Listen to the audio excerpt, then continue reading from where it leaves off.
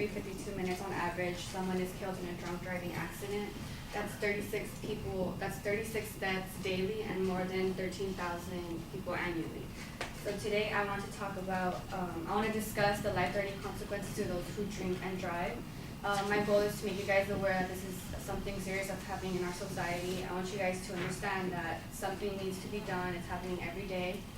And I will inform you guys about what the problem is to drinking and driving. What the problem is to drinking and driving, the consequences to drinking and driving, and how we can prevent them, or like the solutions basically. So to begin, I found this story on the ABC News website. It's called Teenager Kills Her Best Friend. And it's about these two girls who are obviously best friends. One's name is Razdal, the other one is Laura. And these two girls were basically inseparables since kindergarten. They were college freshmen, beginning their lives early. They were both co-workers, and they were still young. So the thing that happened was that after work they decided that they wanted to go dancing, they wanted to blow off some steam, have fun or whatever. So they go to a club, and at that club they're basically still 18, they're not 18 anymore, so they can't be drinking, but somebody there offered them drinks, so they started taking shots. They took one too many, and obviously they were having the time of their lives, dancing or whatever, but then they left the club at 3 a.m. and the girl who started driving was Razdal. She was the one that took the wheel. They were probably obvious that they were kind of drunk. They weren't that drunk. They were a little drunk. So while they were driving home, it was like 1 mile away from their house, and the next thing you know, that they drive off the 275 interstate and drive off a hill, and then they crash into a tree. The girl states, the Razdal girl, the one that was driving, says that she just woke up out of nowhere and she noticed that her best friend was right next to her, and she saw that her best friend was just like, unconscious. She wasn't moving, and that she started screaming, she started crying, and then she already knew that her best friend died. Sort of this, what is basically the problem with this? Alcohol is basically the problem. Alcohol is a substance that reduces the function of the brain. It causes you to have impaired thinking, and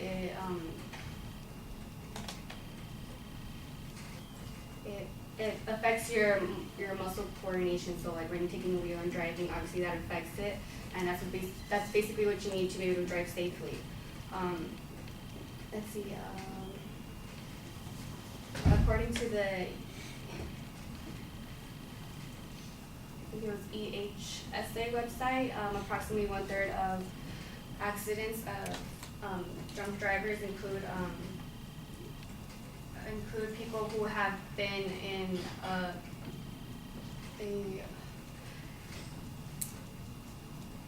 a blood alcohol concentration of a 0.8 or higher, and it's illegal in all states for people who have 0.08 and higher. And I read this one story also on the NHSA website about this person who was driving. Luckily he didn't kill anybody, but the cops ended up finding, because they noticed that he was driving weird, and they found out that his BAC was 0.027, which is 3 times higher than the normal one. So obviously you guys know the consequences to that, which is what I'm going to lead next to. The consequences to drinking and driving includes a DUI.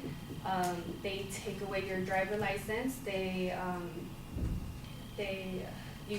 give you many fines, so thousands and thousands of dollars for driving and drinking at the same time, and you even have to spend time in jail.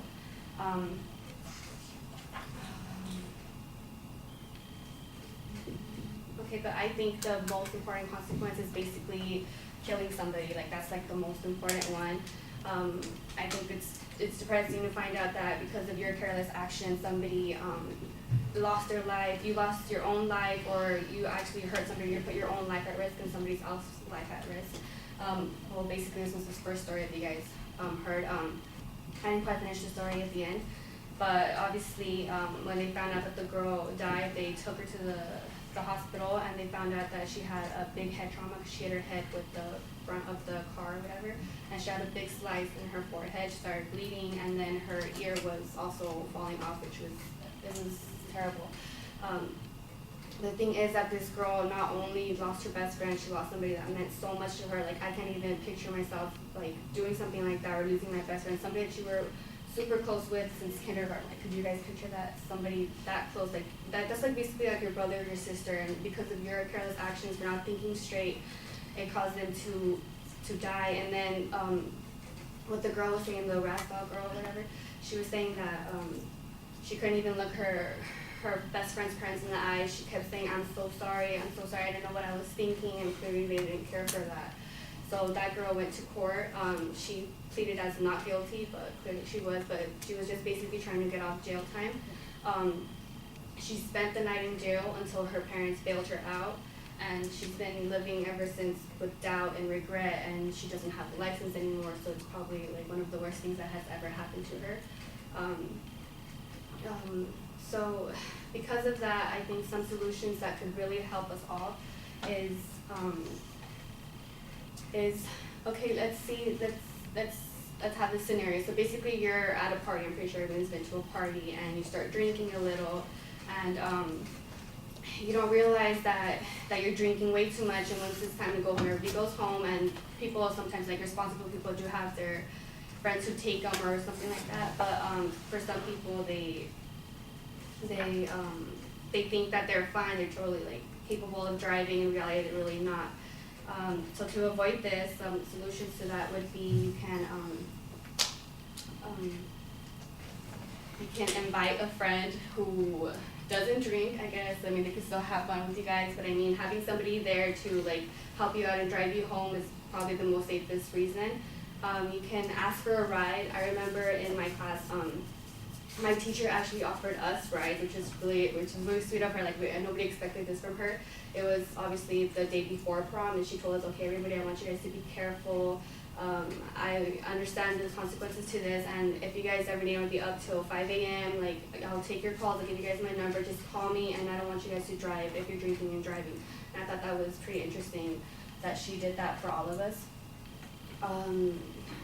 Another solution would be Uber. You guys can take Ubers and drive over there, and that saves somebody's life and saves your own life.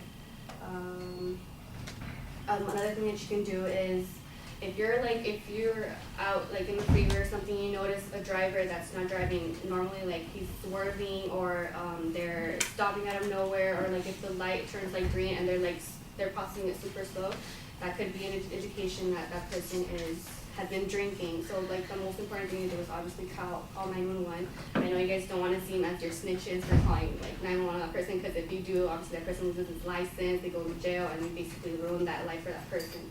But I think it's most important to do that so that person doesn't hurt himself or hurt somebody else. So in conclusion, drinking and driving is a very serious topic that all of us should care about. We should think about our consequences. We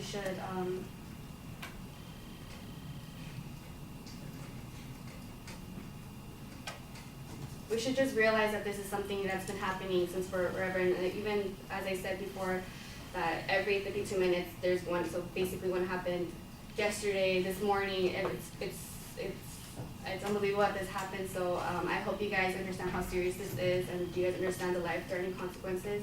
And I hope you guys think twice before you guys drink and drive. Thank you.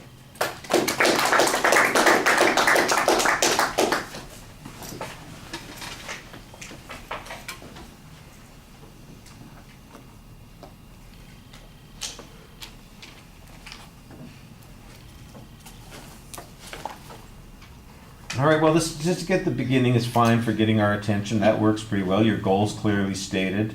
I'm talking, and I forgot that we have another person doing the evaluation. Elizabeth, tell us what you thought. I really like that you started with a statistical fact. It really caught my attention, and you had a good introduction, and you told us what you were going to talk about, and you were organized. I know you had the problem, and then you went into consequences, and then you went into solutions, and you had very good, you had very descriptive sources. So some things you could fix. I noticed that you were looking at the floor a lot, and I also noticed that you were swaying back and forth a little too much. And you could just fix maybe a small gap at the end when you were thinking about. Overall, I think your speech is really good. Thank you. All right. Sorry about that, Elizabeth. I didn't mean to run over your ideas. All right, so the goals clearly stated. I'd agree with some of the things that she said. I thought that she had a pretty good preview, but the preview seems to be like it's setting up an informative speech rather than a persuasive speech. I think most people recognize that drunk driving is a potential problem. What they don't necessarily recognize is when they are the ones who are engaged in creating that problem. They act in a thoughtless manner, or they convince themselves that they're fine, or they don't take advantage of the opportunities to protect themselves and others that are available to them. And I think you get to that a little bit. The story that you tell, I think, is a good way to kind of get us emotionally involved in that. I think it would be helpful if you were telling us this story from the survivor's point of view a little bit more. You're doing it kind of a third person story instead of her telling her own story. And I don't know if that's available, but I think that would probably have a stronger emotional impact on people. There's some data about the blood alcohol content that you present that I didn't think came across as clearly as it needed to. When you got to this section where you're talking about consequences, it feels a little bit arbitrary. It's just random information about some of the things that might happen in those circumstances. Of course, what you don't do is talk about the, other than the example that you have, you don't talk about the emotional impact it's going to have on other people in other circumstances. Just that we got a vague recollection about the woman who thought she's having trouble talking to the parents of her friend in that situation, and that's something that I think could be a lot more generalizable with a few more incidents and some details. Your solutions they've been talked about before. Why is it that people don't take advantage of these sorts of things? I think that's one of the things that's a little bit problematic. That's where there's an argument to develop a little bit more. Nobody says, yeah, good drunk driving. It's all, well, how do we get people to take Uber? How do we get them to keep their friends' keys? How do we get folks to be a little bit more rational about these kinds of things? And I don't know that you've really done much more than just kind of barely touch the surface of some things that already exist, and I think most people are aware of. The delivery issues, I think Elizabeth mentioned a couple of things that I was going to mention. You have a tendency to look down while you're speaking, and you just look like you are uncomfortable the whole time you're up there. I'm sorry. You're holding your own hand, you're kind of bouncing back on your one leg, and it just looks like I would really rather be any place but where I am at this particular moment. Let me get as far back as I can. Let me disengage from the audience as much as I can, and let me just get through this. And sometimes I know that's the way people feel about having to speak. I know I have to do this, and let me get through it. But it's not really going to engage the audience the way you want to, and it kind of defeats the purpose of your being there. Your being there is the thing that's going to add so much to this, and when you take yourself out of it, it undermines the point that you're making instead of enhancing it. You know that. You're going to watch the video. You'll never watch the video because you're uncomfortable about the whole thing, but it'll be